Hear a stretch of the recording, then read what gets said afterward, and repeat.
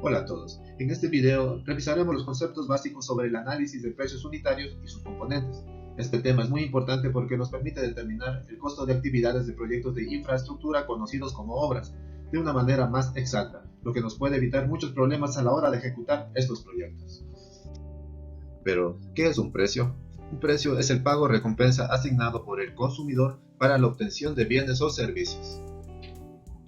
El análisis de precios unitarios es el proceso mediante el cual se puede determinar el rendimiento de una obra, es decir, que mediante este método se puede fijar la cantidad de obra y costo que se va a realizar en un día o jornada laboral, o también por unidad de medida del rubro.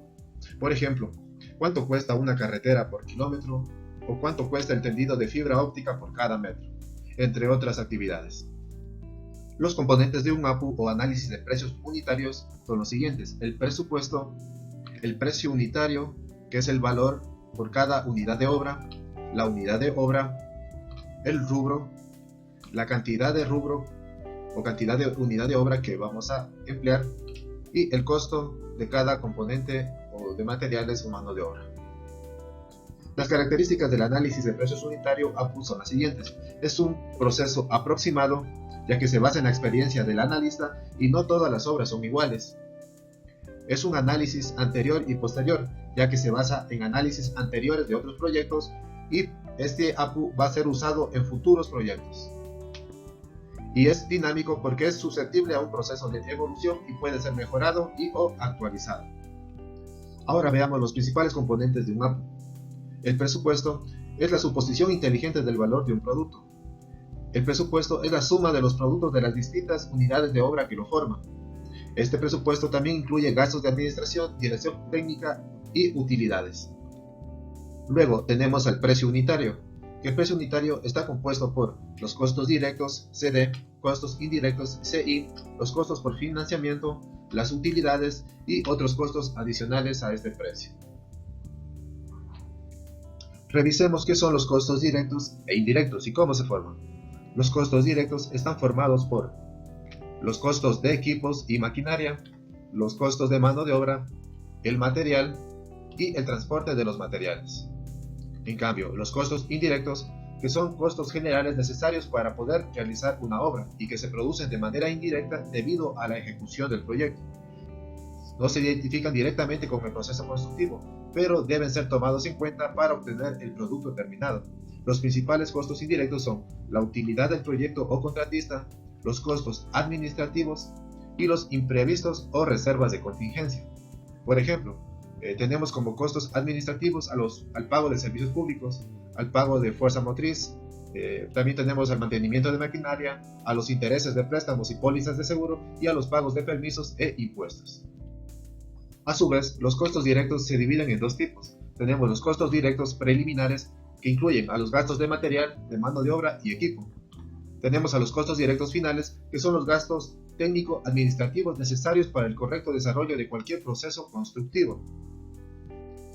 En los costos indirectos tenemos dos tipos. Tenemos los costos indirectos por administración central, que son aquellos que cubren a todos los contratos de la empresa que realiza el proyecto. Y tenemos los costos indirectos por administración de campo, que son los costos que van a cubrir cualquier error y omisión únicamente en una obra en particular. En los costos indirectos de administración central tenemos a los gastos administrativos y técnicos. Tenemos el alquiler y depreciación de las maquinarias y equipos que pertenecen a la empresa que construye, las obligaciones y seguros que tiene que pagar, el material de oficina y consumo, la capacitación y promoción de la obra construida o de obras construidas, y también este tipo de costos son conocidos como costos de operación de la empresa que está ejecutando varios proyectos al mismo tiempo. En los costos indirectos de campo, en cambio, tenemos a los costos indirectos fijos que no dependen del volumen de producción, como por ejemplo el pago de alquileres, seguros, costos de tiempo de ocio como huelgas, factores externos, impuestos especiales o cambios en el ritmo de producción.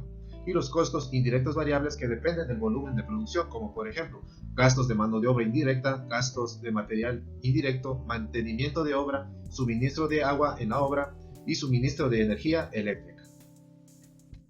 Otro de los componentes del APU es el rubro. El rubro es un conjunto de objetos y actividades que entre sí poseen determinadas características. Componen al rubro la unidad de obra, la cantidad de unidad de obra y el precio unitario de cada unidad de obra. En el nombre del rubro se indica la actividad y el detalle del objeto sobre el cual se realiza la acción, como por ejemplo, suministro y tendido de fibra óptica de 6 hilos tipo ADSS. U otro ejemplo de rubro sería la construcción de canalización telefónica de 4 vías en acera. Otro de los factores muy importantes que debemos tomar en cuenta a la hora de realizar un análisis de precios unitarios es la mano de obra. La mano de obra o trabajo fabril es el factor humano de la producción, sin cuya intervención no podría realizarse la actividad manufacturera. Tenemos algunas categorías que son la mano de obra calificada, que es aquella que cuenta con la experiencia y la capacitación necesaria para ejecutar el trabajo. Por ejemplo, ingenieros, tecnólogos, profesionales, maestros de obra calificada. Tenemos también la mano de obra semicalificada, que cuenta con una extensa experiencia pero no con la calificación, como por ejemplo ayudantes, técnicos, electricistas no calificados. Y tenemos la no calificada, que no cuenta con estudios previos ni su experiencia es vasta, como por ejemplo peones, jornaleros o cargadores. Asociado a la mano de obra tenemos el rendimiento. El rendimiento indica la cantidad de un rubro o actividad que un obrero o una cuadrilla de obreros ejecutan en un tiempo determinado, por lo que está sujeto a las condiciones de cada uno de los empleados. Se puede medir en unidades por hora o unidades por jornada. Por ejemplo, un instalador puede tender 100 metros de tubería EMT de media pulgada en una hora, o 2 técnicos pueden instalar 20 detectores de humo en una jornada laboral. El rendimiento de la mano de obra se ve afectado por la clase de la mano de obra, si es calificada, semicalificada o no calificada, las circunstancias del clima, lluvia, temperatura, inundaciones, las malas relaciones laborables y también las condiciones de trabajo no satisfactorias pueden afectar el rendimiento de la mano de obra. También tenemos el consumo de mano de obra, que es la cantidad de recurso humano en horas que se emplea por uno o varios trabajadores de diferente especialidad para ejecutar completamente la cantidad unitaria de alguna actividad. Se expresa como horas por unidad. Como por ejemplo, un instalador requiere de 0.3 horas para instalar un metro de tubería EMT de 1 pulgada. En Ecuador tenemos un salario mínimo, donde la Contraloría General del Estado emite la tarifa mínima que debe ser pagada según el tipo de mano de obra. Como por ejemplo tenemos la estructura ocupacional E2, que se refiere a mano de obra no calificada.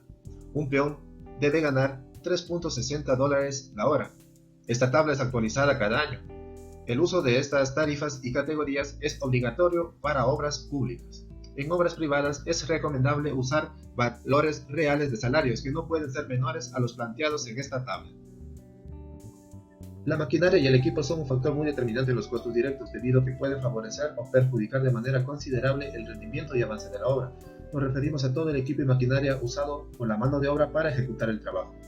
Entre los equipos tenemos la herramienta menor, que son herramientas como destornilladores, martillo, alicates, todo lo que se pueda llevar en un cinturón y no tenga motor.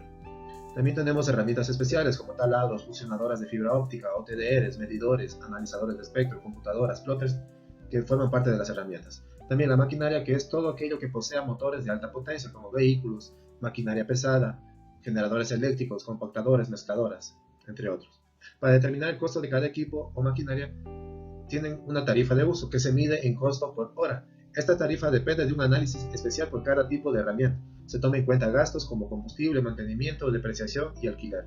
Para el caso de la herramienta menor, se determina con el 3 al 5% del costo total de la mano de obra.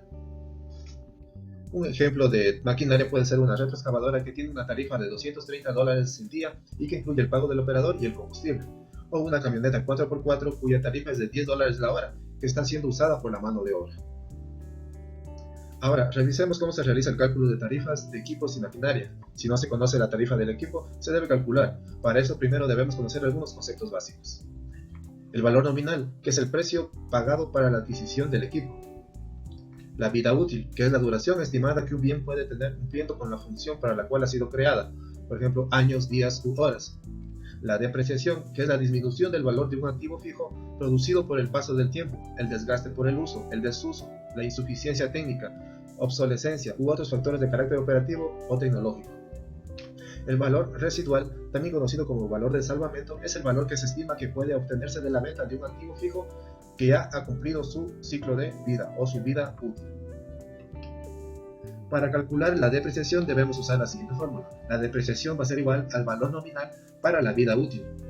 Y luego podríamos calcular el costo horario por depreciación, cuya fórmula es el costo o valor nominal menos el valor residual para la vida útil. Al costo horario por depreciación se le debe agregar los costos por tendencia por hora o día en caso de ser propio, como por ejemplo intereses de financiamiento si se adquiere con un préstamo, el mantenimiento y transporte, seguros que se deban pagar, y también hay que añadir los costos por operación, por hora o día. Entonces tenemos el gasto de combustible o consumo de energía eléctrica, los lubricantes y el gasto de llantas, entre otros. Otro equipamiento muy importante son los implementos de seguridad industrial. El costo de este equipo de seguridad industrial se puede determinar con el 5% del costo total de la mano de obra, que se usará para la adquisición de cascos y otro tipo de señalización de seguridad. Otro de los costos directos muy importantes son los materiales. Los materiales son los elementos básicos del producto o servicio que se está creando y que estos materiales se usarán para la producción del mismo. Los costos de los materiales se obtienen por cotización. Los costos no deben incluir el IVA, ya que este se añade en el presupuesto total. Si en la obra se incluye subcontratos, es decir, que se debe subcontratar a especialistas para instalar cierto tipo de materiales, estos deben incluir un porcentaje de utilidad del subcontratista. Por lo general, en obras, las instalaciones eléctricas o electrónicas se realizan mediante subcontratistas. Y por último, tenemos el costo directo de transporte, que son los costos por envío del material y solamente por conceptos de traslado del material desde los proveedores hacia el proyecto. Si no se dispone de información, se puede estimar con el 7% del costo total del material a adquirir. Y eso sería todo lo que tenemos que revisar, lo más básico y más importante con respecto al análisis de precios unitarios. Muchas gracias.